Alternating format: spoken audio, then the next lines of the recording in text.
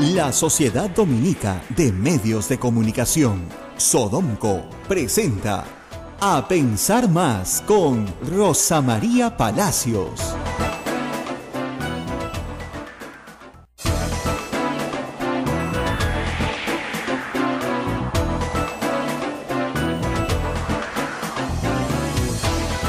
¿Qué tal, amigos? Bienvenidos. Esta es una nueva emisión de A Pensar Más con Rosa María Palacios, aquí en la Sociedad Dominica de Medios de Comunicación, que integra Radio Santa Rosa en Lima, Radio Santo Domingo en Chimbote, Radio San Martín en Arequipa, Radio Veritas RTV Cusco, Radio Cepagua Ucayali, Radio Quillabamba La Convención y Radio Madre de Dios en Puerto Maldonado, también hermanas de los misioneros dominicos en algunos casos. Esto es Sodomco, esto es A Pensar Más con Rosa María Palacios, que más adelante estará con dos interesantes entrevistas. Me acompaña Abel Ángeles. ¿Cómo estás, Abel? Buenos días, Ismael, buenos días, amigos, y no me metan en la pandilla de los expresidentes. Esa es la frase que ha acuñado Alan García. No me metan en la pandilla de los expresidentes, ¿no? Así ha dicho, sí. Yo me pongo, digo, el señor García, como no tiene labor alguna que conozcamos todos, para pensando en sus frases, ¿no? Sí. Luego también... Pero ayer las pensó todo el día, sí, porque por la mañana... Estuvo mal, estuvo desencajado, fue totalmente estuvo distinto, mal. Pero ya después a las 9 de la mañana, a las 11 de la mañana y al mediodía estaba muy recuperadito y ya empezó con sus frases célebres, ¿no? Así es. ¿Bien? Y esto pues en clara alusión pues a Alberto Fujimori, ¿no? Y Alejandro Toledo, uno ya preso y otro buscado, ¿no? Y tal vez también por Humala sí, también sí. Que se sabe que está bastante implicado en el caso Odebrecht. Sí. Así que no me metan en la pandilla de los expresidentes. La caricatura de Carlín es hoy día, no sé si los amigos oyentes pueden revisar, si tienen la oportunidad en internet, busquen la caricatura de Carlín, o en La República, busquen la caricatura de Carlín donde se le ve a Alan García que dice que va a limpiar que sus obras las malogran esas ratas, ¿no? Y él va acompañado de todas las ratas, bien alterno. Sí. Muy elocuente la caricatura de Carlín. De hecho, ayer, Abel, las redes sociales estuvieron inundadas de memes relacionados con estas frases del expresidente. No me incluyan en esta pandilla de los expresidentes, con Cristo no se metan también, que fue una de sus declaraciones. Quiero recomendar también en este caso la publicación del diario Cómics, que estamos fin de semana, pues déjame por lo menos instruirme sobre las cosas cómicas que se publican en torno al ámbito político. El Otorongo tiene algo también muy gracioso, que no se los puedo decir al aire porque esto es totalmente gráfico, pero se los recomiendo. El Otorongo de Perú 21 también ha puesto en su portada principal a Alan García, negando estar nervioso, pero con una clara alusión de que en verdad sí lo está. Y es que la situación de él también podría complicarse de pasar de ser una persona llamada o solicitada como un testigo a ser investigado, que es lo que se está tramitando ya mismo. Bien, y yo creo que ahí sí va, por eso es lo que está tratando de sacudirse y deslindarse. Por otro lado, Ismael, el Poder Judicial anunció que fue declarada inadmisible la apelación presentada por la defensa legal de Alejandro Toledo para dejar sin efecto la orden de detención que pesa en contra del expresidente Toledo. Por supuesto. Ahora, todo parece indicar de que Alejandro Toledo ha dado pues todos los pretextos suficientes para que la justicia considere que no va a asumir el proceso, por lo menos aquí en el país, o no va a estar presente cuando se le solicite. Por eso es la detención preventiva. En función a este tema, Abel, ha habido también muchas críticas contra el ministro del Interior, Carlos Basombrío, por ponerle precio a la cabeza de Alejandro Toledo. Según ellos, detractores de esta idea, esto podría darle a él un recurso más para ser considerado como un perseguido político. Sí. Y yo creo que eso es lo que está usando Alejandro Toledo, ¿no? Ahorita está diciendo me están persiguiendo, ¿no? Bueno, yo creo que el gobierno, en su afán de demostrar a la ciudadanía que está haciendo todo por la lucha contra la corrupción, hizo este gesto, pero lamentablemente no miden las consecuencias y no midieron la contraparte que se les podía venir, ¿no? Fue muy rápido también, ¿no? Siempre pasa con el gobierno del presidente Kuczynski, toma sus decisiones y da sus declaraciones muy rápido y luego está patinando. O las piensa demasiado y no lo hace. Sí, es una pena. De acuerdo a este tema, el abogado de Alejandro Toledo, el señor Heriberto Benítez, ha dicho que presentará un recurso de queja para que la apelación pueda subir a la Sala Penal Nacional. O sea, va a insistir el señor Benítez, pero no sé si te has dado cuenta, la elección de abogado al señor Benítez es muy poca ayuda para Alejandro Toledo. El peso en los medios de comunicación, la palabra del señor Benítez se escucha, pero desacreditada. No suena ni truena. Sí. No suena ni truena. No sé si otros abogados no han querido asumir su defensa, pero flaco favor que le hace el doctor Heriberto Benítez defendiendo al señor Toledo. Bueno, para muestra un botón, el abogado que hasta ese instante defendía a Alejandro Toledo renunció cuando Heriberto Benítez hizo pública su estrategia de defensa con Alejandro Toledo, y fue claro en decirlo en todo caso, ¿no? Otra cosa que también ha sucedido ayer y que ha hecho noticia, aunque no ha repercutido tanto, ha sido la movilización contra la corrupción que se ha realizado en el centro histórico de nuestra ciudad capital y que para la opinión de algunas personas, algunos políticos, se ha politizado demasiado y se ha desacreditado como tal. Esta movilización fue organizada por la Central de Trabajadores, la Central General de Trabajadores del Perú, la CGTP, y que bueno, la señora Verónica Mendoza de la izquierda, ya no sabemos qué partido definir exactamente en este caso, pues lo ha encabezado, ¿no? Pero Alan García estuvo atento a esta marcha. ¿Y saben cómo la llamó? La marcha de las agendas. Sí. ¿No? Por eso, para acuñando frasecitas, ¿no? La pareja conyugal, la pareja presidencial. La pareja presidencial, la marcha de las agendas. Bueno, el señor García, por eso digo, tiene esa facilidad, ¿no? Pero hay un tema importante que no ocupa las primeras planas, pero la segunda sala fiscal supraprovincial corporativa de lavado de activos dispuso abrir investigación preliminar a los hermanos Hiro y Sachi Fujimori por el supuesto delito de lavado de activos.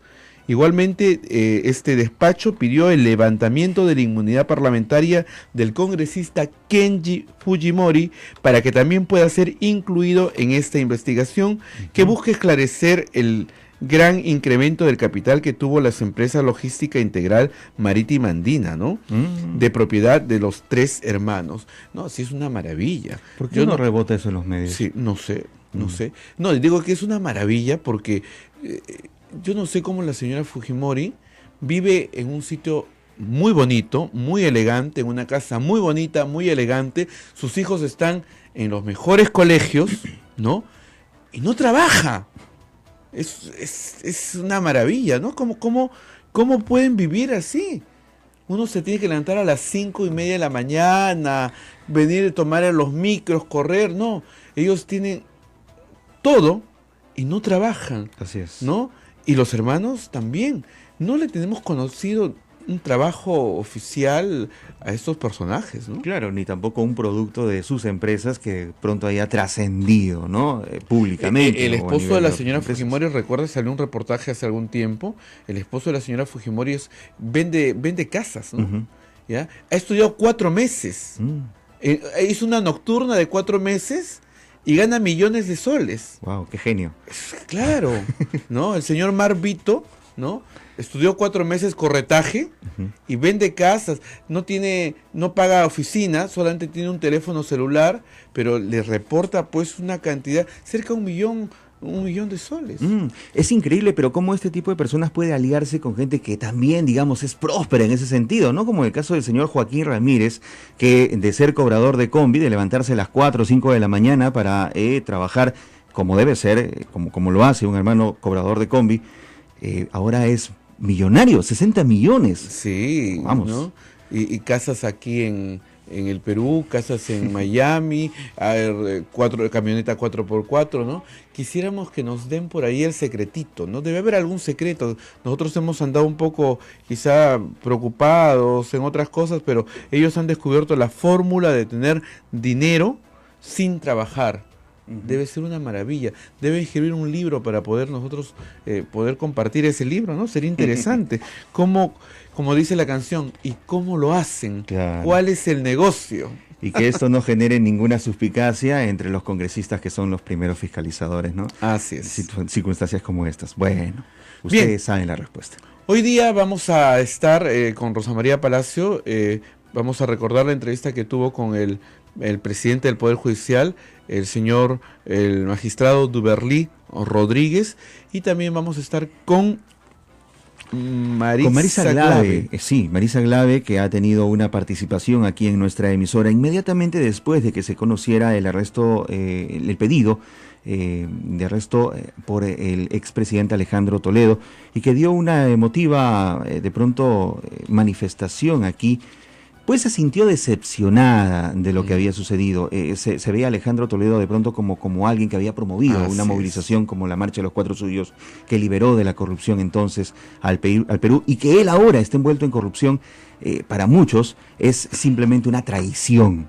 Y es así como ella lo percibió, y aquí pues tuvo unas frases y declaraciones muy emotivas. Y también vamos a estar hablando sobre la paralización que tuvo ayer Estados Unidos, ¿no? Así es. Todos los migrantes, toda la gente que decidieron no trabajar, decidieron no hacer nada, los comercios se cerraron. Yo creo que tuvo más efecto que la marcha contra la corrupción, ¿eh? Correcto, sí, definitivamente. Porque paralizó, ¿no? Y una respuesta, pues, al señor Trump, vamos a estar analizando eso. Una respuesta muy sencilla, ¿no? O sea, a ver qué te haces tú sin inmigrantes. Sí. Interesante, una interesante propuesta a analizar y digna de replicar también, por cierto. Vamos a la pausa. Volvemos con la entrevista a Duberly Rodríguez, presidente del Poder Judicial. Sodomco, Sociedad Dominica de Medios de Comunicación.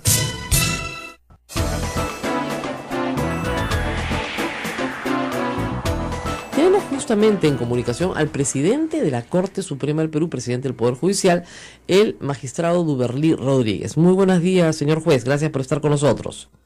Buenos días. ¿Puede haber la sensación de que el juicio de Toledo ha terminado cuando ni siquiera ha empezado? Y sobre esto, ¿cómo se está preparando el Poder Judicial?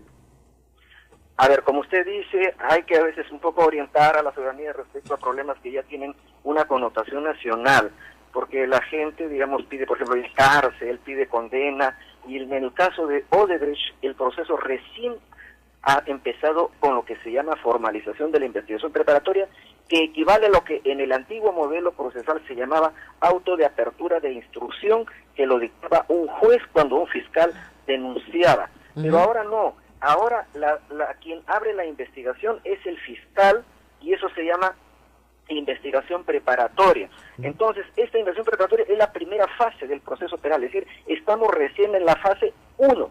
Esa fase tiene un plazo de duración establecido en el Código Procesal Penal.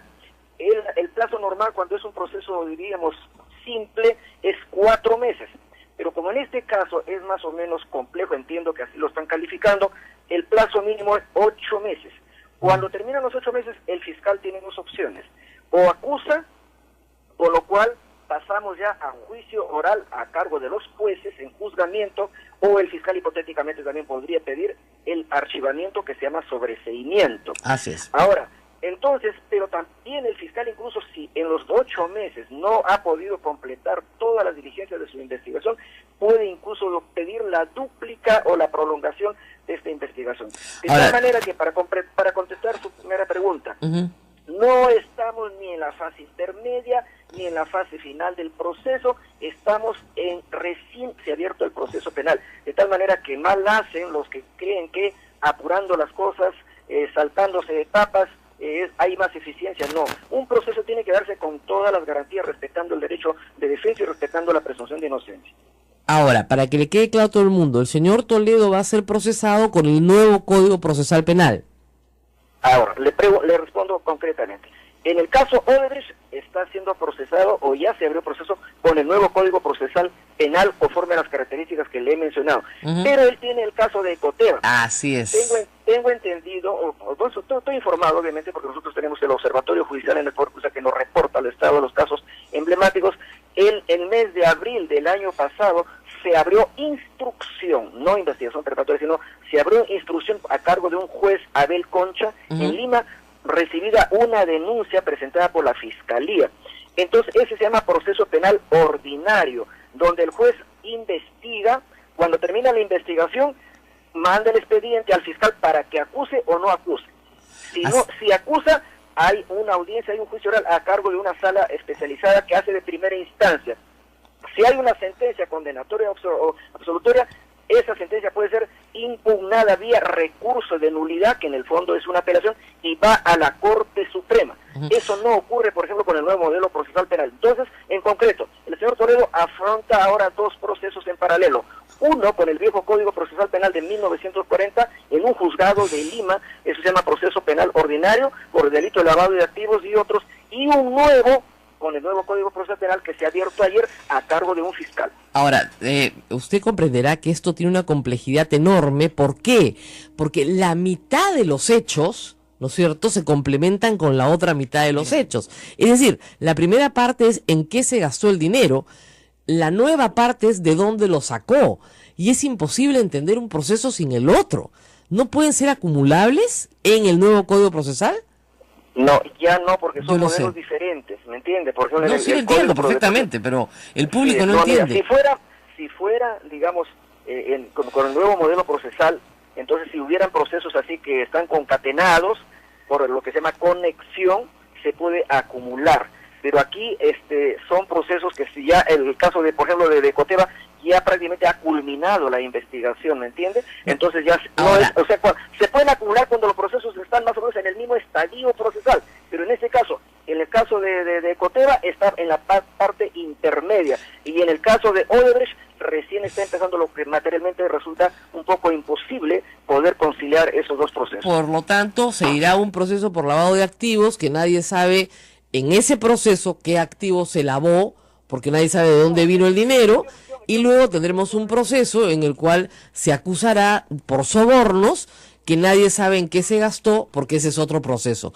Eso, doctor, es lo que revela a la gente, lo que pone muy molesto al ciudadano común y corriente. Bueno, pero la realidad es así. Yo le puedo decir una cosa. Mire, hay que estar, digamos, poner las cosas en su verdadero lugar. Mire, el caso de Ecoteva es lavado de activos por el tema de la compra de una oficina en la calle Holguín, me parece. Claro, luego la compra de la casa, el pago de hipotecas, eso es lo que ahí se investiga de manera concreta, no existen más. Ahora en el nuevo proceso se está viendo el tema de los sobornos de Odebrecht por la carretera interoceánica. Sí, señor Duverly, pero usted comprenderá que para probar lavado hay que probar la fuente, no el delito fuente, pero al menos la fuente. ¿Ya? Y si la fuente está probada, son los sobornos, podría ser un solo proceso. Pero en fin, no vamos a explicarle al público las complejidades del proceso penal peruano, pero sí le puedo advertir la indignación que esto causa. ¿Por qué? Porque como usted lo ha dicho, el caso de Ecoteva se explica ya desde el 2013. Estamos 2014 y no hay nada. Igual que Comunicore. 7 años para un proceso penal que termina con la prescripción del delito. Y acá lo que no queremos ver es más prescripciones. Usted sabe perfectamente que los hechos que se investigan por los sobornos terminaron en el 2008 y estamos en el 2017 y los plazos corren. Entonces, a ver, me permite ¿qué hacemos con la prescripción? Escúcheme.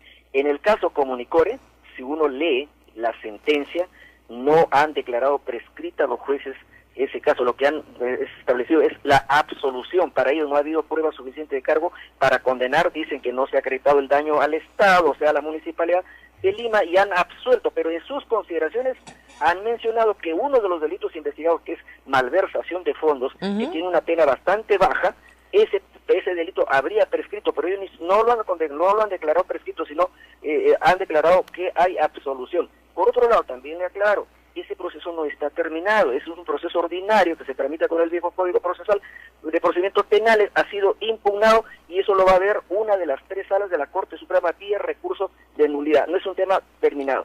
Ahora, respecto a la demora en el caso, por ejemplo, de Coteva, del señor Toledo, yo ya me he informado, porque obviamente estoy también preocupado como presidente del Poder Judicial por qué habría tanta demora. En primer lugar, quien denuncia en este caso es la Fiscalía, y el juez para abrir investigación preparatoria califica, le ha devuelto el expediente a la Fiscalía se ha demorado varios meses en subsanar las observaciones. Cuando ya se ha abierto proceso penal se nota maniobras obstruccionistas, se llama eso, y dilatorias. ¿Quién las hace? La defensa de los investigados. Por supuesto, pero no puede ser porque el Poder Judicial no haga nada frente a eso.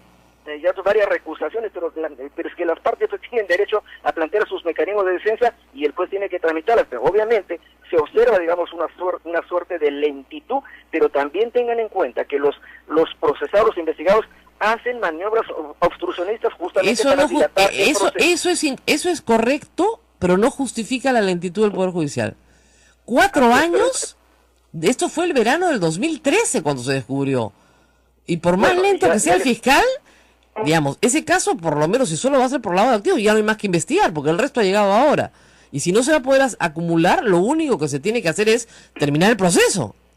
Bueno, ya le digo que está en la fase intermedia, la Fiscalía ahora tendrá que acusar o no acusar, porque el juez no actúa de No ha empezado el juicio oral, señor juez, no ha empezado el juicio oral todavía.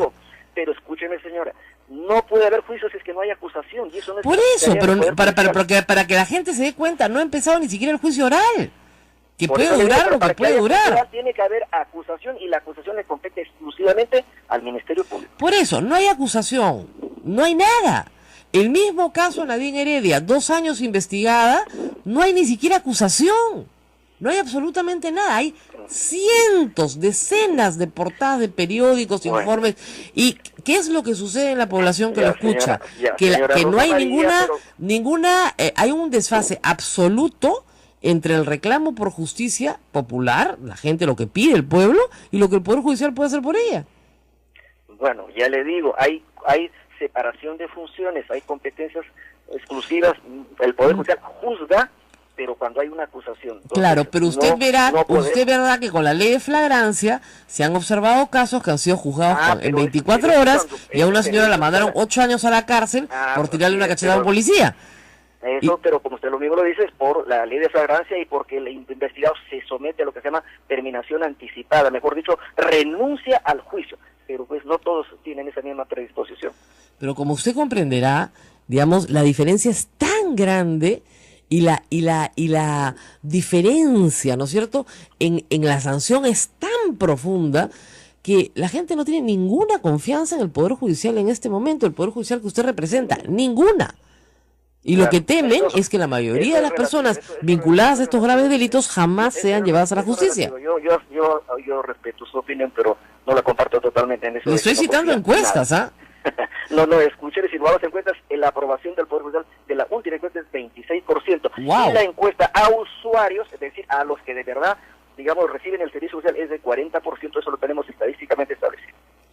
Señor Uberlí, el 26% no es un éxito. Si lo considera un éxito, está en problemas. Y la aceptación de los usuarios es 40%. Tampoco es un éxito.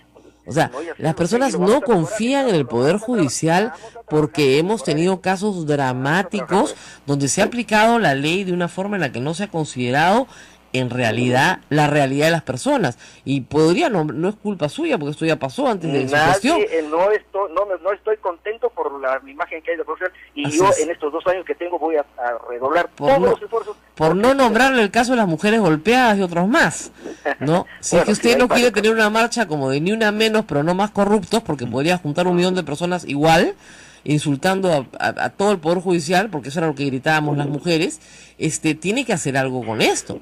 O sea, no puede ser que Toledo tenga 2 procesos, uno que no empieza porque no hay acusación fiscal, otro que está en la etapa preparatoria, que tampoco tiene acusación fiscal todavía, con medidas que no se han solicitado. Es decir, todavía no se solicitan medidas preventivas como incautación de cuentas y otro. Un juez de Costa Rica ha incautado en Costa Rica y un juez peruano no ha incautado nada. ¿Cómo se explica eso? Bueno, señora Rosa María, pero entiéndame, le vuelvo a decir, el juez no actúa de oficio. Nosotros, los jueces de nuestro sistema... Bueno, le pongo más claro, un fiscal le ha pedido a un juez y el juez ha incautado en Costa Rica, en el Perú no hemos hecho nada. Nada. No, pues, pero le digo, está empezando el proceso y ya lo pedirán, me imagino. Entonces eso es una cosa previsible. Es que no es, eso es lo que no, eso es lo que me parece impresionante, discúlpeme. Y el señor Alejandro Toledo sabía desde el 22 de diciembre que la delación de Odebrecht lo incluía perfectamente. El señor estaba bailando en Punta Sal, se ha ido del Perú con absoluta tranquilidad, como se han ido todos los prófugos de la justicia, que han dicho, yo no me he fugado, yo he salido por el aeropuerto Jorge Chávez con toda tranquilidad.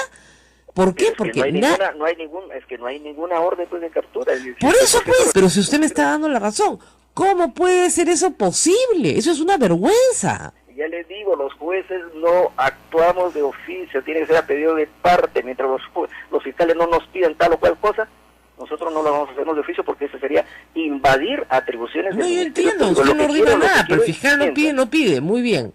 Entonces, vamos a tener que hablar con el fiscal de la Nación para que nos cuente por qué no pide las cosas que pide, porque tendría que pedirlas. No es una vergüenza, discúlpeme, que el Poder Judicial de Costa Rica sí incaute y el Poder Judicial peruano no incaute nada. O sea, eso me parece a mí impresionante. Nada, pero permíteme aclarar una cosa. En el de Costa Rica, no creo que toda la cosa también esté tan, digamos, color de rosa. Lo que pasa, ahí ha habido una investigación.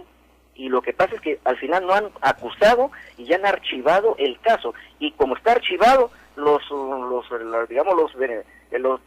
que son propietarios de esas cuentas que tenía Maiman han ya pedido que les entreguen el dinero. Y ahí es cuando, digamos, se han dado cuenta del tema y han digamos, Bueno, pero el hecho es que han incautado, no pudieron retirar nada. Sí, pero porque lograron la incautación. Ellos, ¿no? Es un proceso que le correspondía a la justicia de Costa Rica y me parece que han razonado bien. Bueno, muy bien. Muchas gracias al presidente del Poder Judicial. Le deseo mucha suerte porque le toca un proceso largo y complicado. Si las cosas se hicieran bien, escúcheme, si se hiciera bien todo correctamente, aún considerando los movimientos obstruccionistas de las partes involucradas, ¿en cuánto tiempo cree usted que se resuelvan todos los casos vinculados al caso de Odebrecht? Mire, el plazo ordinario de investigación son 8 meses. Ojalá que la Fiscalía en esos 8 meses culmine todas las investigaciones y luego acuse y ya recién el Poder Judicial dirá su palabra a través de los jueces de juzgamiento en juicio oral. Muy bien, muchas gracias señor Duberly Rodríguez, presidente del Poder Judicial. Nosotros tenemos que ir a una pausa, creo que todos nuestros oyentes han quedado agotados, así que vamos a regresar en un momento. Esto es A Pensar Más con Rosa María Palacios. Sodomco, Sociedad Dominica de Medios de Comunicación.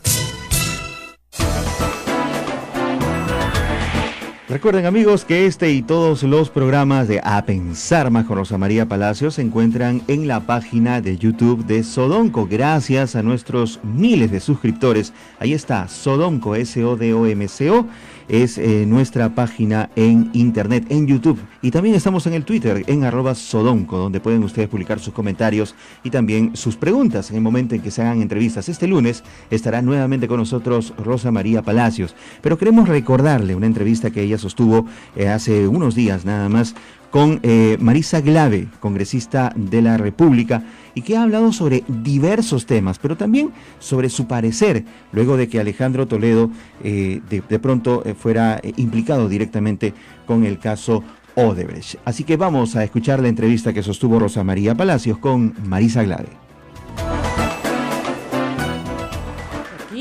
Cosas importantes que yo quiero recordar. Esta Radio Santa Rosa, fue utilizada para organizar la marcha de los 4 suyos. Eso me lo contó el padre Aratea, sí. Me lo contó Susana Villarán, Gustavo Borriti, venían acá porque no habían medios, pues. No habían medios para comunicarse con provincia y nosotros tenemos una buena, muy buena red, nos escuchan en todo el Perú. Entonces nuestras afiliadas hermanas transmitían desde acá. Y bueno, desde acá se han transmitido los mensajes en quechua a Verónica Mendoza para que, promoviendo que voten por Kuczynski. Lo hemos hecho además con el mayor de los gustos. O sea que nosotros estamos dentro de un convento, por eso no nos pueden cerrar.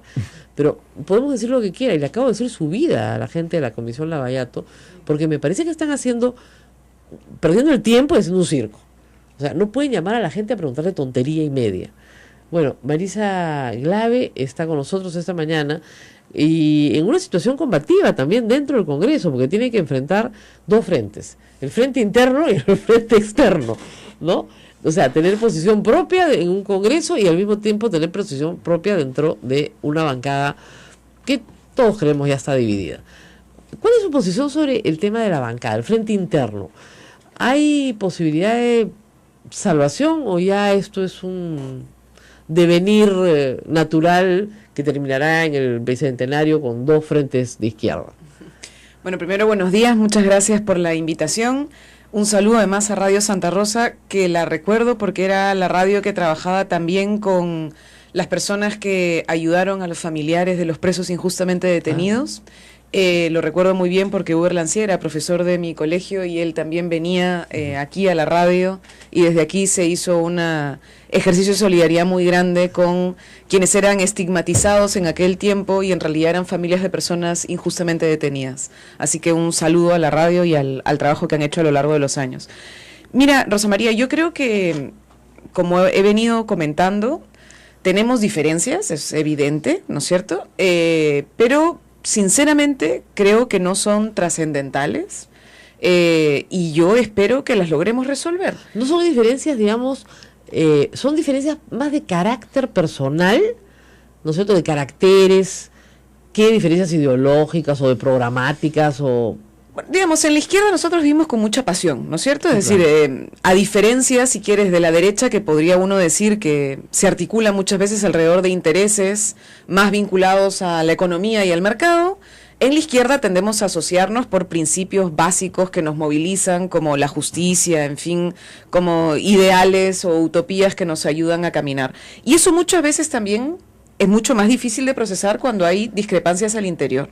Y es parte de las razones por las cuales también hay tendencia a veces tener posiciones que se contraponen. Yo insisto, tenemos en este momento cosas que creo que tienen que ver con que no nos estamos reuniendo porque hay una pausa legislativa. Le hemos pedido al compañero Marco Arana que convoque las reuniones de la bancada. Cuando no hay información, los malentendidos o desentendidos tienden a acelerarse o a aumentarse. Hay algunas personas que abonan al conflicto de ambos lados y hay personas que estamos intentando bajarle la tensión, ponerle un poco de hielo, claro, y más bien tratar de darnos cuenta que hay hoy por hoy, Rosa María, y tú lo estás diciendo y lo hemos incluso comentado previamente, el Perú está en un momento de una crisis muy grave. Estamos en un momento realmente difícil y a mí me parece ya casi que hasta una falta de respeto con la ciudadanía estar discutiendo este tipo de temas. Entonces, yo prefiero decir que estamos intentando dialogar, que espero que lo resolvamos, que yo creo que para adelante encontraremos mecanismos y que hoy tenemos una tarea que es grave, importante, de enfrentar la crisis que vive el país. Claro, además tienen una valla terrible que es la ley antitransfugismo, entonces simplemente tienen que caminar juntos de la mano, es un matrimonio, no hay divorcio. No, siempre hay divorcio. En todos los países, pero en aunque pretenden prohibirlos, el divorcio existe y más bien en este caso no yo creo que en realidad, en realidad la ley te permite ser un congresista con todas tus atribuciones si es que no estás en una bancada, Rosa María. Ninguna ley puede ir por encima de la Constitución y un congresista democráticamente electo tiene sus derechos. Lo que estamos tratando de hacer es ver cómo resolvemos problemas que yo creo que en el fondo son burocráticos, pero a veces la burocracia pues gana. Ojalá que en este caso no. Insisto, nuestra voluntad es de diálogo y espero que en ese camino hallemos una solución democrática. Pero están recogiendo firmas para una nueva institución, un nuevo Perú. Pero eso tiene que ver con un principio básico de igualdad de poderes, Rosa María. En el Frente Amplio hay por lo menos unas 10 organizaciones nacionales, tenemos cerca de 15 o 20 organizaciones regionales. De las organizaciones regionales, varias tienen inscripción. El PDR, por ejemplo, en Puno tiene inscripción. Hay varias organizaciones que tienen inscripciones regionales. Y hay varias organizaciones regionales que no tienen inscripción y que están buscando su recolección de firmas. Y es decir, eso no quiere decir que no podamos seguir manteniendo una política de frente. Lo que quiere decir es que queremos igualdad de poder al interior del frente y que todos podamos tener, digamos, que las mismas herramientas para sentarnos a negociar y a construir para no una estrategia común, discriminados por ser los patitos feos que no tienen... No lleva el baile con el vestido más bonito. En general, Rosa María, el que tiene más poder, por más amable que sea, tiene más poder. Y la manera de democratizar las decisiones es equiparar los poderes. Y creo que eso es lo que estamos intentando hacer. Ojalá lo logremos. Me parece que están haciendo política como se debe hacer. Así se debe hacer política, señor Kuczynski. Pero, cosas que no hace nuestro presidente por nada, ¿no? Es que de verdad, la política implica confrontación. el presidente no quiere confrontar con nadie, no quiere pelear con nadie. Entonces, si tú tienes una situación en la cual no quieres un presidente que viene del mundo de los negocios, donde la gente negocia, no confronta, entonces, si no confrontas, no hay política, ¿no? Y el problema de nuestro presidente y nuestro Consejo de Ministros es que no confronta.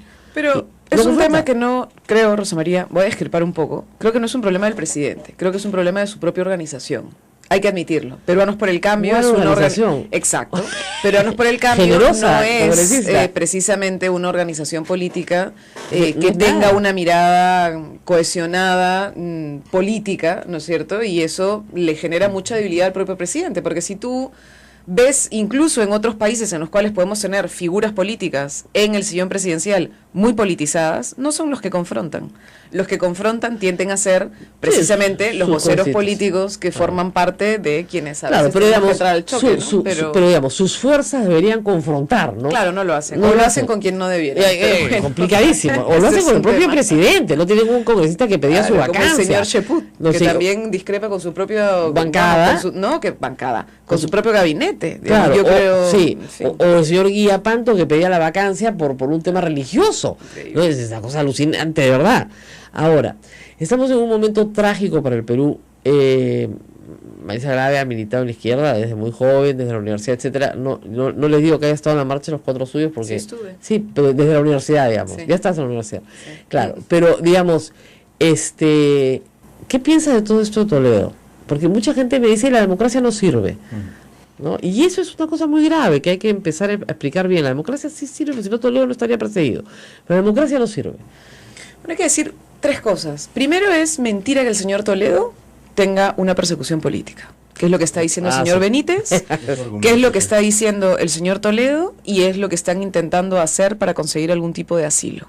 El señor Toledo no está siendo perseguido políticamente, el señor Toledo tiene que contestarle al país por posibles actos de corrupción. Hay una diferencia muy grande entre una persecución política y entre el ejercicio de la justicia. Entonces, ahí hay un primer dato que creo que es importante señalar.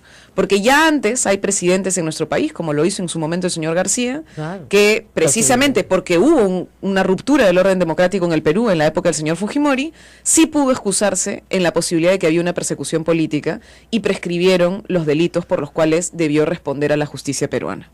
Y entonces no podemos permitir que eso vuelva a pasar en nuestro país. Entonces el señor Toledo no está siendo perseguido políticamente. El señor Toledo está siendo requerido por la justicia para que conteste frente a unas declaraciones que ha hecho uno de los principales colaboradores eficaces en este caso. Bueno, pero primera cosa pero ese es un primer dato que creo que es importante. Uno segundo es, hoy día Salomón Lerner, el ex presidente de la Comisión de la Verdad, tiene un artículo que me parece muy bueno y que es que hay que tener cuidado y diferenciar entre la indignación por la falta de ética y el cinismo. ¿Ya? Ahí son cosas bien diferentes. Entonces, a mí me preocupa muchísimo el desestructuramiento del antifujimorismo y el fortalecimiento del fujimorismo en un escenario como este, donde apelan de manera cínica a decir que la democracia es exactamente igual de corrupta que la dictadura y que por tanto el autoritarismo o la democracia da lo mismo. En general lo que hay es una práctica de corrupción en la política y yo creo que eso es grave. Claro. Es grave, es muy grave y tenemos que combatirlo y tenemos que atrevernos a levantar la voz y decir, oiga señor, una cosa es ser un cínico que pretende acá lavar la cara de cualquiera de los que ha sido histórica y gravemente corruptos en el país. Y tenemos que enfrentar eso, ¿no es cierto? Y otra cosa es reivindicar y reclamar y exigir ética en la política, que hay que seguir reclamándola, ¿no? Y la tercera, Rosa María, es que la transición fue un fracaso. Esa es mi conclusión. Yo, sinceramente, creo en la democracia, lo voy a... ¿no? Y me duele. O sea, a mí me duele, yo soy de la gente, tú preguntas si estuve en los 4 suyos, estuve en los 4 suyos, estuve además... Hasta ahora recuerdo en el bloque universitario que marchó con los compañeros de construcción civil, con muchísimo miedo. Recuerdo además que nos repletaron de gases lacrimógenos por acá cerca. Te emociona eso, Sí. ¿no? Porque en el fondo te da una cólera horrible, porque tú apostaste por eso. Lo mismo le pasa a Gustavo Gorriti y le pasa a mucha gente, a mí también. O sea, todo se comprometió, una juventud que quería regresar a la democracia no por un hombre, sino por una idea. Claro. Y esa idea fracasó. Ay, Y Marisa, creo que no sabía que me había emocionado tanto, qué pena me ha dado. No, lo que pasa es que en esa época, creo que es una época en la que gente como yo tomó decisiones sobre su vida, ¿no? Pero eras muy joven. Eras muy joven y a veces uno toma decisiones sobre su vida siendo muy joven y después tiene que decir, claro, 17 años después, claro, no me equivoqué porque marché al lado de los que tenía que marchar, hice lo que estaba bien, pero los que estaban arriba, los que tenían que liderar ese proyecto, fracasaron. O sea, no fracasó el pueblo. No, exactamente, y eso es lo más importante, porque yo sí creo que la lucha por la democracia fue una lucha popular. Fue la gente organizada, la ciudadanía, los estudiantes, los trabajadores, porque en ese tiempo la Central General de Trabajadores del Perú jugó un rol fundamental de gente que se enfrentó a lo que significaba el terror, ¿no? Porque había muchísimo miedo, fue un tiempo donde teníamos dirigentes estudiantiles perseguidos, donde teníamos dirigentes sociales perseguidos, gente desaparecida, gente asesinada, y ese temor lo logramos vencer. Lo vencimos, salimos a las calles, dejamos muchísimo por apostar por la democracia, ¿no? Y la traición, que es lo que uno siente con esto, es algo que golpea. Es algo que golpea, pero creo que también nos tiene que fortalecer, porque tenemos que entender que entonces tuvimos una transición trunca y lo que necesitamos es una transición real y que hay un conjunto de reformas institucionales que tenemos que hacer y que no se hicieron y que se tuvieron que hacer. Y que explican por qué el fujimorismo es tan popular hoy. Exacto, porque la democracia... Porque primero, era un cáncer que se extirpó mal, pues. Entonces quedó un sustento autoritario que miles de personas aplauden y reclaman porque creen que el autoritarismo es la forma de vivir mejor. Y te lo dicen, si van a robar, que roben bajo un esquema autoritario. Lo que Toledo no tiene derecho es hacer llorar a Marisa Glave. No tiene ningún derecho. Y las lágrimas de Marisa Glave son de rabia y de pena, ¿no es cierto? Pero de verdad, ningún presidente tiene derecho a hacer llorar a Marisa Glave, y a mí, porque a mí tú lloras y yo lloro instantáneamente. Soy absolutamente empática con las lágrimas. Que esta situación es realmente triste. Más que una situación de justicia, es triste porque no nos deja un mal precedente. De pronto, dos presidentes presos, ¿qué te pasa? ¿Qué es esto, no? Bueno, es un golpe duro, Claro. es un golpe duro, no solo que tengamos 2 presidentes presos, es un golpe duro para muchos que después de haber visto lo que tuvimos que ver en la sala del CIN, de haber visto al señor Montesinos con fajos de dinero, comprando políticos, comprando medios de comunicación, comprando empresarios, haciendo el deterioro de cualquier principio básico de la ética en la política en nuestro país. Luego, hoy tenemos que enterarnos que hay un conjunto de posibles pagos al señor Toledo de una empresa para poder hacer la Interoceánica Sur y a saber qué otros proyectos más en el país. Y no sabemos si muchos más podrán estar involucrados. Entonces, la democracia no hizo lo que tenía que hacer, que era recuperar el Estado para la gente. Y volvió a mantener el Estado como un botín. Y por eso tenemos que hacer cambios de fondo, Rosa María. Y por eso necesitamos, yo creo, primero, un paquete anticorrupción real. No puede ser que hasta ahora, discúlpenme, no tengamos prescripción. O sea, sí, la imprescriptibilidad de los delitos de corrupción sigue atorada en el Congreso. Tiene 15 años. O sea, es por Dios, no puede ser. Nos tenemos que ir, yo Ay, sé. es hora, perdonen. Es que has debido venir más temprano. Sí. Me voy de viaje, pero después de mi viaje regresa Marisa Glave, ¿eh? Porque De todas maneras. Hay incluso algunas preguntas que el público ha hecho que de repente Sí. se van a tener que contestar en otro momento ahora por el tiempo. Por ejemplo, los voy a mencionar desde Arequipa, pidemos la unidad de la izquierda, que es lo que se conversó hace un momento en Puente Piedra.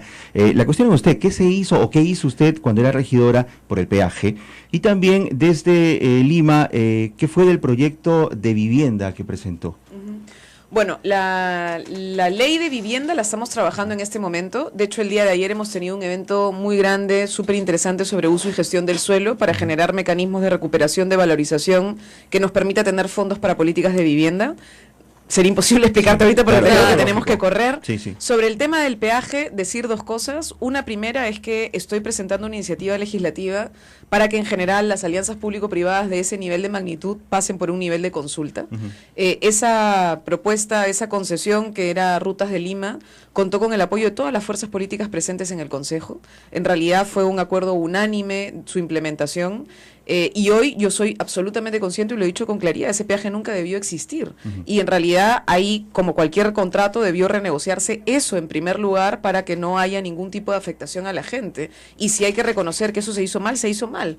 Y en general lo que necesitamos es además cambiar lo que hoy tenemos como una práctica general, que son concesiones que le dan el poder a la empresa privada y le quitan el poder al Estado de regular algunas cosas que tiene que regular. Eso tiene que cambiar. Correcto. Y para que eso cambie, tenemos que cambiar las normas, porque si no, no vamos a tener asociaciones público-privadas, sino negociazos público-privados como lo que vamos a ver en Chincheros.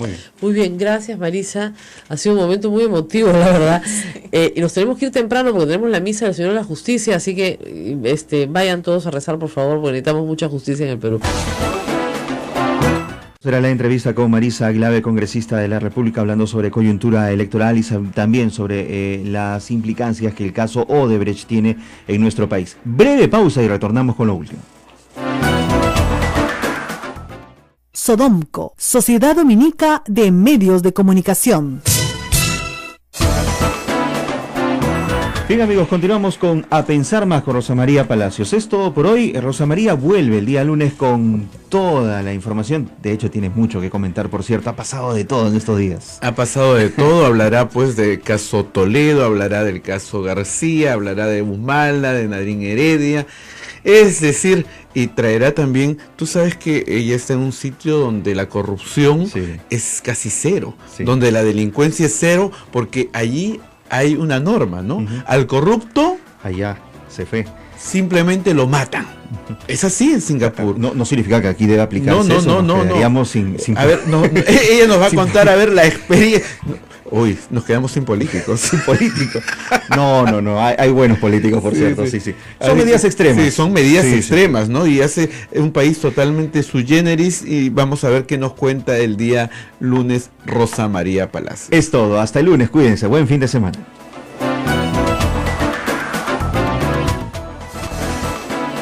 Hasta aquí, A Pensar Más con Rosa María Palacios. Este programa fue producido por la Sociedad Dominica de Medios de Comunicación, Sodomco. Pues pero le digo, está empezando el proceso y ya lo pedirán, me imagino, entonces eso es una cosa previsible. Es que no es, que eso es lo que no, eso es lo que me parece impresionante, discúlpeme. Y el señor Alejandro Toledo sabía desde el 22 de diciembre que la delación de Odebrecht lo incluía perfectamente. El señor estaba bailando en Punta Sal, se ha ido del Perú con absoluta tranquilidad, como se han ido todos los prófugos de la justicia, que han dicho, yo no me he fugado, yo he salido por el aeropuerto Jorge Chávez con toda tranquilidad. ¿Por qué? Porque no hay ninguna orden pues, de captura. Por eso pues, pero si usted me está dando la razón, ¿cómo puede ser eso posible? Eso es una vergüenza. Ya les digo, los jueces no actuamos de oficio, tiene que ser a pedido de parte, mientras los fiscales no nos pidan tal o cual cosa, nosotros no lo vamos a hacer de oficio porque eso sería invadir atribuciones. No, yo entiendo, usted no ordena nada, pero el fiscal no pide, muy bien. Entonces, vamos a tener que hablar con el fiscal de la Nación para que nos cuente por qué no pide las cosas que pide, porque tendría que pedirlas. No es una vergüenza, discúlpeme, que el Poder Judicial de Costa Rica sí incaute y el Poder Judicial peruano no incaute nada. O sea, eso me parece a mí impresionante. Nada, pero me permíteme aclarar una cosa, en el de Costa Rica no creo que toda la cosa también esté tan, digamos, color de rosa. Lo que pasa, ahí ha habido una investigación y lo que pasa es que al final no han acusado y ya han archivado el caso, y como está archivado, los que son propietarios de esas cuentas que tenía Maiman han ya pedido que les entreguen el dinero, y ahí es cuando, digamos, se han dado cuenta del tema y han digamos, pero el hecho es que han incautado, no pudieron retirar nada, claro. Sí, porque lograron la incautación. Ellos, ¿no? Es un proceso que le correspondía a la justicia de Costa Rica y me parece que han reaccionado bien. Bueno, muy bien. Muchas gracias al presidente del Poder Judicial. Le deseo mucha suerte porque le toca un proceso largo y complicado. Si las cosas se hicieran bien, escúcheme, si se hiciera bien todo correctamente, aún considerando los movimientos obstruccionistas de las partes involucradas, ¿en cuánto tiempo cree usted que se resuelvan todos los casos vinculados al caso Odebrecht?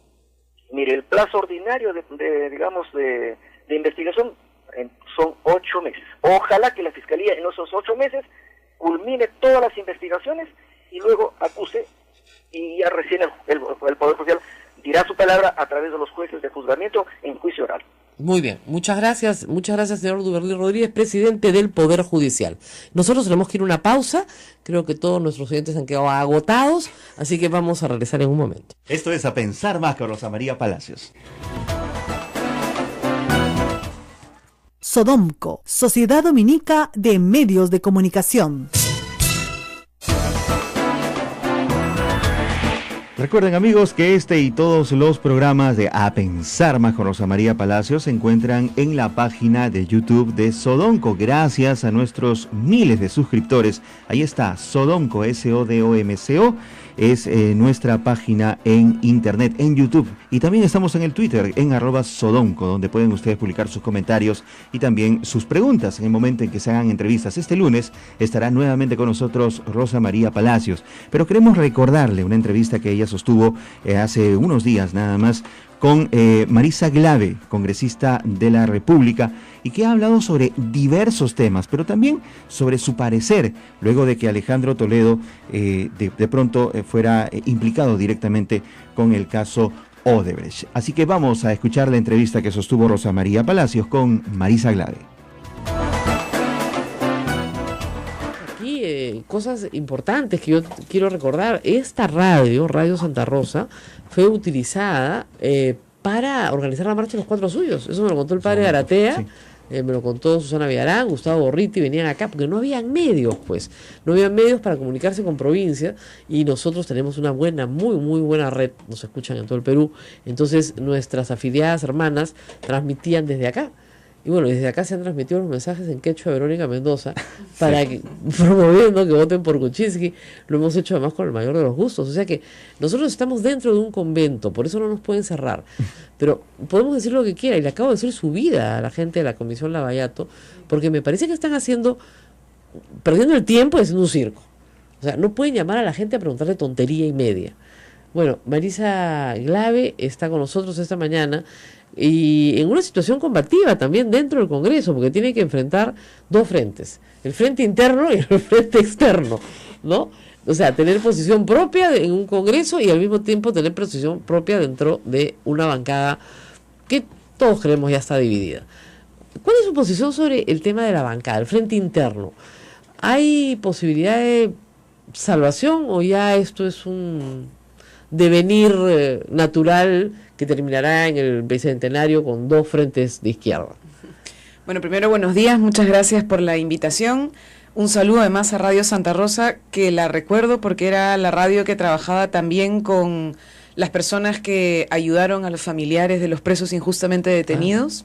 Lo recuerdo muy bien porque Uber Lancier era profesor de mi colegio y él también venía aquí a la radio, y desde aquí se hizo un ejercicio de solidaridad muy grande con quienes eran estigmatizados en aquel tiempo y en realidad eran familias de personas injustamente detenidas. Así que un saludo a la radio y al trabajo que han hecho a lo largo de los años. Mira, Rosa María, yo creo que, como he venido comentando, tenemos diferencias, es evidente, ¿no es cierto? Pero sinceramente creo que no son trascendentales. En decirlo en todo caso, ¿no?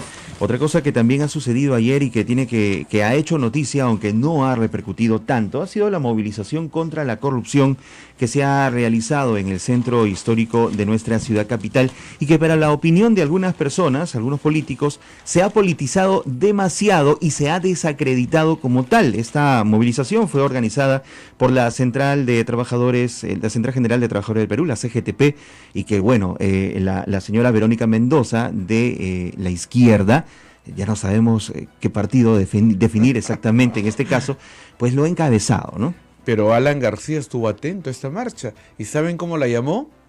La marcha de las agendas. Sí. ¿no? Por eso, para acuñando frasecitas, ¿no? La pareja conyugal, la pareja presidencial. La pareja presidencial, la marcha de las agendas. Bueno, el señor García, por eso digo, tiene esa facilidad, ¿no? Pero hay un tema importante que no ocupa las primeras planas, pero la segunda sala fiscal supraprovincial corporativa de lavado de activos dispuso abrir investigación preliminar a los hermanos Hiro y Sachi Fujimori por el supuesto delito de lavado de activos. Igualmente, este despacho pidió el levantamiento de la inmunidad parlamentaria del congresista Kenji Fujimori para que también pueda ser incluido en esta investigación que busca esclarecer el gran incremento del capital que tuvo las empresas logística integral marítima andina, ¿no? De propiedad de los 3 hermanos. No, sí es una maravilla. ¿Por qué no rebota eso en los medios? Sí, no sé. No, digo que es una maravilla porque yo no sé cómo la señora Fujimori vive en un sitio muy bonito, muy elegante, en una casa muy bonita, muy elegante. Sus hijos están en los mejores colegios, ¿no? Y no trabaja. Es una maravilla, ¿no? ¿Cómo pueden vivir así? Uno se tiene que levantar a las 5:30 de la mañana, venir a tomar los micros, correr, no. Ellos tienen todo y no trabajan. Así es. ¿No? Y los hermanos también. No le tenemos conocido un trabajo oficial a estos personajes, ¿no? Claro, ni tampoco un producto de sus empresas que pronto haya trascendido, ¿no? Públicamente. El esposo de la señora Fujimori, recuerda, salió un reportaje hace algún tiempo, el esposo de la señora Fujimori vende casas, ¿no? ¿Ya? Ha estudiado 4 meses, hizo una nocturna de 4 meses y gana millones de soles. Wow, qué genio. Claro, ¿no? El señor Marvito, ¿no? Estudió 4 meses corretaje y vende casas, no paga oficina, solamente tiene un teléfono celular, pero le reporta pues una cantidad, cerca de un millón de soles. Es increíble, pero cómo este tipo de personas puede aliarse con gente que también, digamos, es próspera en ese sentido, ¿no? Como el caso del señor Joaquín Ramírez, que de ser cobrador de combi, de levantarse a las 4 o 5 de la mañana para trabajar como debe ser, como lo hace un hermano cobrador de combi, ahora es millonario, 60 millones. Sí, vamos. ¿no? Y casas aquí en el Perú, casas en Miami, camioneta 4x4, ¿no? Quisiéramos que nos den por ahí el secretito, ¿no? Debe haber algún secreto. Nosotros hemos andado un poco quizá preocupados en otras cosas, pero ellos han descubierto la fórmula de tener dinero sin trabajar. Debe ser una maravilla. Debe escribir un libro para poder nosotros poder compartir ese libro, ¿no? Sería interesante. Como dice la canción, ¿y cómo lo hacen? Claro. ¿Cuál es el negocio? Y que esto no genere ninguna suspicacia entre los congresistas que son los primeros fiscalizadores, ¿no? Así es. Circunstancias como estas. Bueno, ustedes Bien. saben la respuesta. Hoy día vamos a estar con Rosa María Palacio. Vamos a recordar la entrevista que tuvo con el presidente del Poder Judicial, el magistrado Duberly Rodríguez, y también vamos a estar con Marisa Glave. Sí, Marisa Glave, que ha tenido una participación aquí en nuestra emisora inmediatamente después de que se conociera el arresto, el pedido de arresto por el expresidente Alejandro Toledo, y que dio una emotiva, de pronto, manifestación aquí. Pues se sintió decepcionada de lo que había sucedido. Se veía a Alejandro Toledo de pronto como alguien que había promovido una movilización como la Marcha de los 4 Suyos, que liberó de la corrupción entonces al Perú, y que él ahora está envuelto en corrupción, para muchos es simplemente una traición. Y es así como ella lo percibió, y aquí pues tuvo unas frases y declaraciones muy emotivas. Y también vamos a estar hablando sobre la paralización que tuvo ayer Estados Unidos, ¿no? Así es. Todos los migrantes, toda la gente que decidieron no trabajar, decidieron no hacer nada, los comercios se cerraron. Yo creo que tuvo más efecto que la marcha contra la corrupción, ¿eh? Correcto, sí, definitivamente. Porque paralizó, ¿no? Y una respuesta, pues, al señor Trump, vamos a estar analizando eso. Una respuesta muy sencilla, ¿no? O sea, a ver qué te haces tú sin inmigrantes. Sí. Interesante, una interesante propuesta a analizar y digna de replicar también, por cierto. Vamos a la pausa, volvemos con la entrevista a Duberly Rodríguez, presidente del Poder Judicial. Sodomco, Sociedad Dominica de Medios de Comunicación.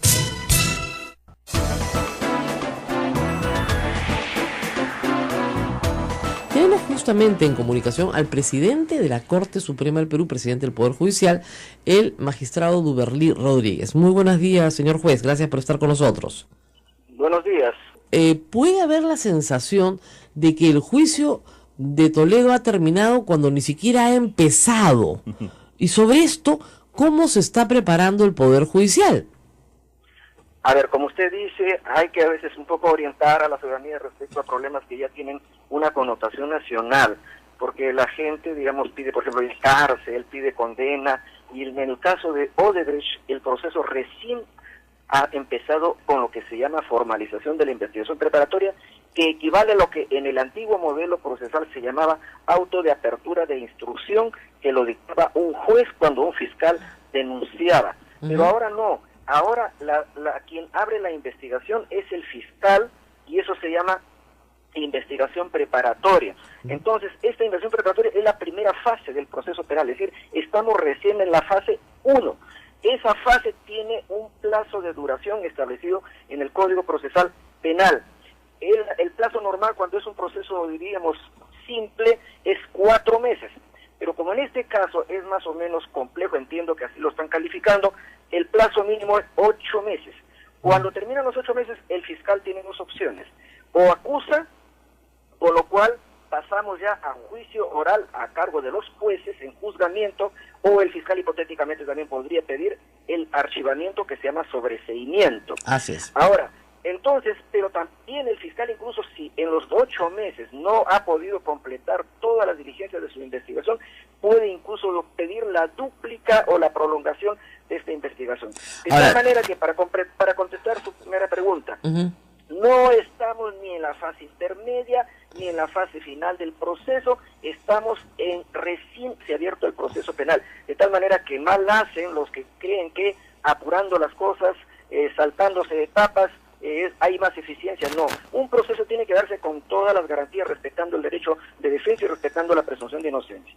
Ahora, para que le quede claro a todo el mundo, el señor Toledo va a ser procesado con el nuevo Código Procesal Penal. Ahora, le respondo concretamente. En el caso Odebrecht está siendo procesado o ya se abrió proceso con el nuevo Código Procesal Penal conforme a las características que le he mencionado. Pero él tiene el caso de Ecoteva. Así es. Tengo entendido, estoy informado obviamente porque nosotros tenemos el Observatorio Judicial en el Poder Judicial que nos reporta el estado de los casos emblemáticos. El mes de abril del año pasado se abrió instrucción, no investigación preparatoria, sino se abrió instrucción a cargo de un juez, Abel Concha, en Lima, recibida una denuncia presentada por la Fiscalía. Entonces, ese se llama proceso penal ordinario, donde el juez investiga, cuando termina la investigación, manda el expediente al fiscal para que acuse o no acuse. Si acusa, hay una audiencia, hay un juicio oral a cargo de una sala especializada que hace de primera instancia. Si hay una sentencia condenatoria o absolutoria, esa sentencia puede ser impugnada vía recurso de nulidad, que en el fondo es una apelación, y va a la Corte Suprema. Eso no ocurre, por ejemplo, con el nuevo modelo procesal penal. Entonces, en concreto, el señor Toledo afronta ahora 2 procesos en paralelo. Uno, con el viejo Código Procesal Penal de 1940, en un juzgado de Lima, eso se llama proceso penal ordinario, por el delito de lavado de activos y otros, y un nuevo, con el nuevo Código Procesal Penal que se ha abierto ayer a cargo de un fiscal. Ahora, usted comprenderá que esto tiene una complejidad enorme. ¿Por qué? Porque la mitad de los hechos, ¿no es cierto?, se complementan con la otra mitad de los hechos. Es decir, la primera parte es en qué se gastó el dinero, la nueva parte es de dónde lo sacó, y es imposible entender un proceso sin el otro. ¿No pueden ser acumulables en el nuevo Código Procesal? No, ya no, porque son modelos diferentes, ¿me entiende? Por ejemplo, no, sí lo entiendo perfectamente, pero el público no entiende. Mira, si fuera, digamos, con el nuevo modelo procesal, entonces si hubieran procesos así que están concatenados por lo que se llama conexión, se puede acumular. Pero aquí son procesos que si ya el caso de, por ejemplo, de Ecoteva, ya prácticamente ha culminado la investigación, ¿me entiende? Entonces ya se pueden acumular cuando los procesos están más o menos en el mismo estadio procesal, pero en este caso, en el caso de Ecoteva está en la parte intermedia, y en el caso de Odebrecht recién está empezando lo que materialmente resulta un poco imposible poder conciliar esos dos procesos. Por lo tanto, se irá un proceso por lavado de activos que nadie sabe en ese proceso qué activo se lavó, porque nadie sabe de dónde vino el dinero, y luego tendremos un proceso en el cual se acusará por sobornos que nadie sabe en qué se gastó, porque ese es otro proceso. Eso, doctor, es lo que revela a la gente, lo que pone muy molesto al ciudadano común y corriente. Bueno, pero la realidad es así. Yo le puedo decir una cosa. Mire, hay que estar, digamos, poner las cosas en su verdadero lugar. Mire, el caso de Ecoteva es lavado de activos por el tema de la compra de una oficina en la calle Holguín, me parece. Claro, luego la compra de la casa, el pago de hipotecas, eso es lo que ahí se investiga de manera concreta, no existen más. Ahora en el nuevo proceso se está viendo el tema de los sobornos de Odebrecht por la carretera interoceánica. Sí, señor Duverly, pero usted comprenderá que para probar lavado hay que probar la fuente, no el delito fuente, pero al menos la fuente. ¿Ya? Y si la fuente está probada que son los sobornos, podría ser un solo proceso. Pero en fin, no vamos a explicarle al público las complejidades del proceso penal peruano, pero sí le puedo advertir la indignación que esto causa. ¿Por qué? Porque como usted lo ha dicho, el caso de Ecoteva se explica ya desde el 2013. Estamos 2014 y no hay nada. Igual que Comunicore. La Sociedad Dominica de Medios de Comunicación, Sodomco, presenta A Pensar Más con Rosa María Palacios.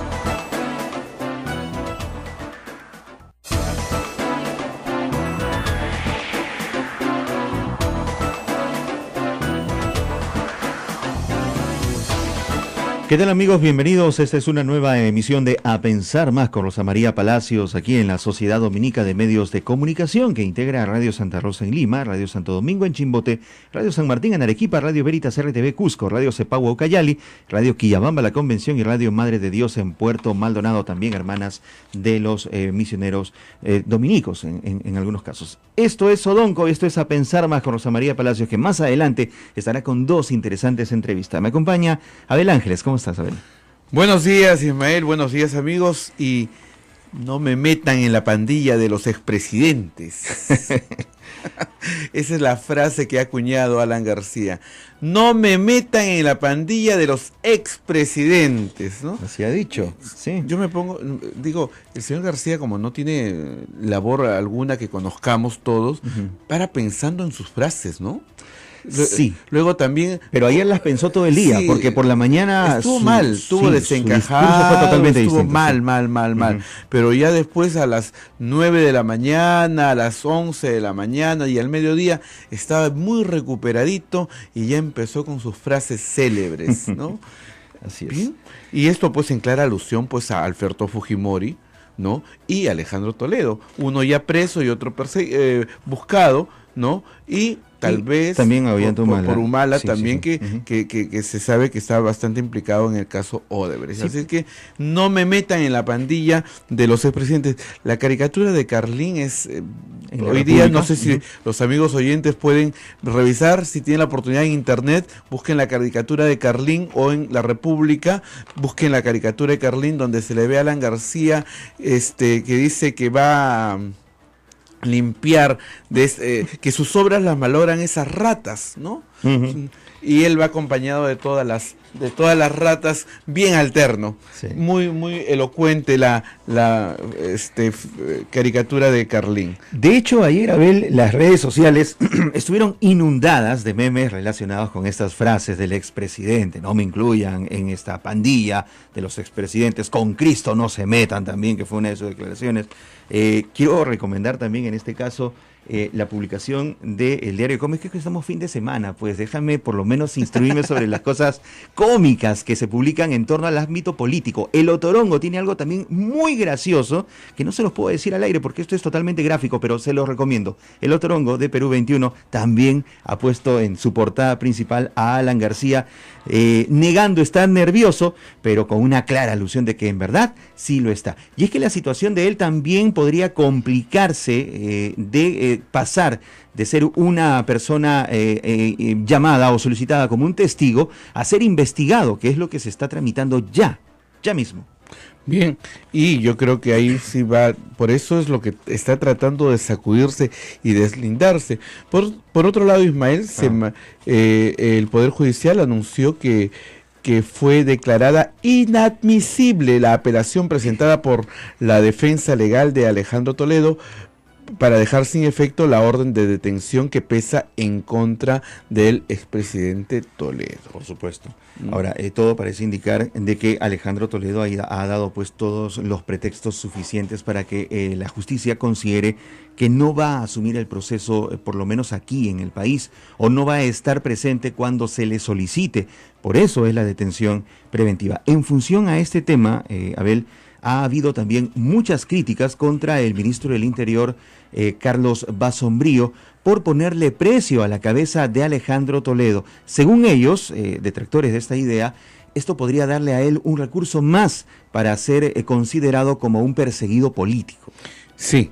Y yo creo que eso es lo que está usando Alejandro Toledo, ¿no? Ahorita está diciendo me están persiguiendo, ¿no? Bueno, yo creo que el gobierno, en su afán de demostrar a la ciudadanía que está haciendo todo por la lucha contra la corrupción, hizo este gesto, pero lamentablemente no miden las consecuencias y no midieron la contraparte que se les podía venir, ¿no? Fue muy rápido también, ¿no? Siempre pasa con el gobierno del presidente Kuczynski, toma sus decisiones y da sus declaraciones muy rápido y luego está patinando. O las piensa demasiado y no lo hace. Sí, es una pena. De acuerdo a este tema, el abogado de Alejandro Toledo, el señor Heriberto Benítez, ha dicho que presentará un recurso de queja para que la apelación pueda subir a la Sala Penal Nacional. O sea, va a insistir el señor Benítez, pero no sé si te has dado cuenta, la elección de abogado al señor Benítez es muy poca ayuda para Alejandro Toledo. El peso en los medios de comunicación, la palabra del señor Benítez se escucha, pero desacreditada. No suena ni truena. Sí. No suena ni truena. No sé si otros abogados no han querido asumir su defensa, pero flaco favor que le hace el doctor Heriberto Benítez defendiendo al señor Toledo. Bueno, para muestra un botón, el abogado que hasta ese instante defendía a Alejandro Toledo renunció cuando Heriberto Benítez hizo pública su estrategia de defensa con Alejandro Toledo, y fue claro. 7 años para un proceso penal que termina con la prescripción del delito. Y acá lo que no queremos ver es más prescripciones. Usted sabe perfectamente que los hechos que se investigan por los sobornos terminaron en el 2008 y estamos en el 2017 y los plazos corren. Entonces, a ver, me permite hacer ¿qué hacemos con la prescripción? Escúcheme. En el caso Comunicore, si uno lee la sentencia, no han declarado prescrita los jueces ese caso. Lo que han establecido es la absolución. Para ellos no ha habido prueba suficiente de cargo para condenar. Dicen que no se ha acreditado el daño al Estado, o sea, a la Municipalidad de Lima, y han absuelto, pero en sus consideraciones han mencionado que uno de los delitos investigados, que es malversación de fondos, que tiene una pena bastante baja, ese delito habría prescrito, pero ellos no lo han declarado prescrito, sino han declarado que hay absolución. Por otro lado, también le aclaro, ese proceso no está terminado, es un proceso ordinario que se tramita con el viejo Código Procesal de Procedimientos Penales, ha sido impugnado y eso lo va a ver una de las 3 salas de la Corte Suprema vía recurso de nulidad. No es un tema terminado. Ahora, respecto a la demora en el caso, por ejemplo, de Coteva, del señor Toledo, yo ya me he informado, porque obviamente estoy también preocupado como presidente del Poder Judicial por qué habría tanta demora. En primer lugar, quien denuncia en este caso es la Fiscalía, y el juez, para abrir investigación preparatoria, califica, le ha devuelto el expediente a la Fiscalía se ha demorado varios meses en subsanar las observaciones. Cuando ya se ha abierto proceso penal, se nota maniobras obstruccionistas, se llama eso, y dilatorias. ¿Quién las hace? La defensa de los investigados. Por supuesto, pero no puede ser porque el Poder Judicial no haga nada frente a eso.